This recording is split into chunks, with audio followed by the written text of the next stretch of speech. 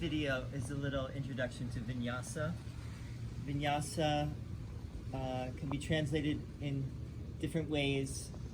I would say it's a logical, ordered sequencing of poses. So poses linked together in a logical sequence. You may hear different things, like to place in a special way is one definition of Vinyasa. And the sun salutation is like the classic Vinyasa. All right, so let's do one sun salutation. Inhale up, exhale forward, and you notice that all of the poses are linked together. They all work together, and they make like almost like a choreography. Like they run right one into the next. You breathe, you know, inhale, exhale, inhale, exhale, inhale, exhale, inhale, exhale.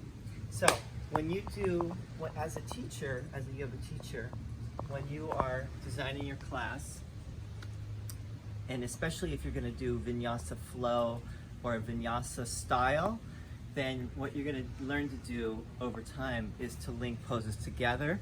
And I just want to talk today about poses that really go together. Obviously, the sun salutation shows you like certain poses, like for instance, child's pose. What goes with child's pose? Well, certainly down dog, right? Or even if you want to transition through tabletop, but also this pose and then Cobra pose go together with child's pose. And this is the stretch, and this is the counter stretch. So Cobra is the stretch, and child's pose would be the counter stretch. The stretch is usually more of a stretch. It's more intense, and the counter stretch is a little less intense, and it helps to balance out the main stretch. In this case, it would be Cobra, Bhujangasana, and then Balasana. Okay. Other poses that really go together. Obviously, there's many examples, but here's another one, the Baddha Konasana, butterfly or bound angle. Right. This one goes really well together with Upavishta Konasana, the seated split. And then you could do both of those in sequence. You could obviously do it also when you're on your back and open.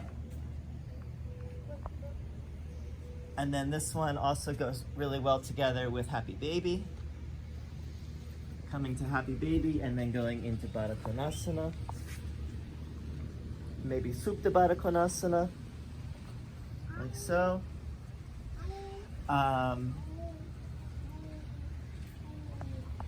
Other poses that go well together, plow, and then shoulder stand, back to plow, knee to ear pose, and then to balance plow and Karna Pidasana, knee to ear pose. You come down slowly, and you could do fish pose. Fish pose after that. From fish, after you do fish, hey bud, you can give it to him. After you do fish, hug your legs in. This is another counter stretch. After fish, this is the equivalent of doing Cobra and then child's pose. So you do fish and then you do Apanasana, this pose. This is called Apanasana. All right. Another nice one is this one, Paschimottanasana, the seated forward bend. And then from there into Supta Virasana, which is sitting on your heels, or Supta Vajrasana, sitting on your heels and going back. Or Supta Virasana, like this, back. Those two poses go well together. Another Another thing that is highly recommended, like when you do headstand,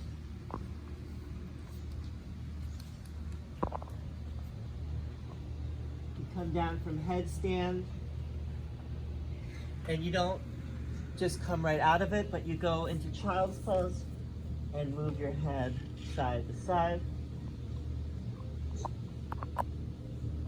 I have a habit of, when I practice on my own and when I teach, whenever you do any kind of thing with your wrist, shake it out. So that's another one, the shake out. And maybe we could go over just a few more that could be helpful. Let's say, when you go into bow pose, or anything on your stomach, you can rest and you can rock it out in crocodile pose.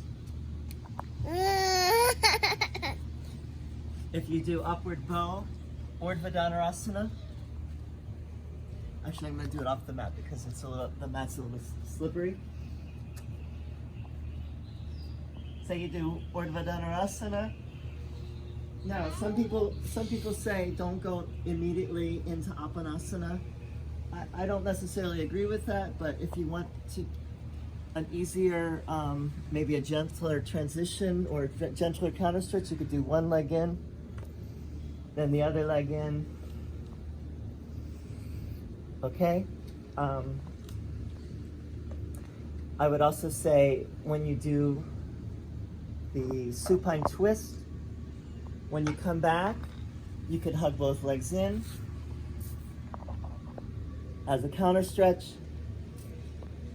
here. When you come back, hug both legs in.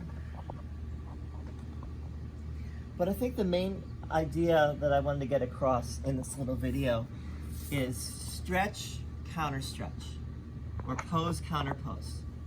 And the reason being is that you want to work things out, and also you want to design, if you're a teacher, you want to design a class where the poses work together synergistically. They all kind of go together and work together in a way that makes sense. And you know, that's something that you learn over time through your own practice and also through teaching, but mainly from you yourself doing asanas and seeing what works and what flows and what works together. Then you will figure it all out, and then you will be able to teach it better. So those are just some basic ideas, and I hope this is helpful. Namaste. Thanks for watching.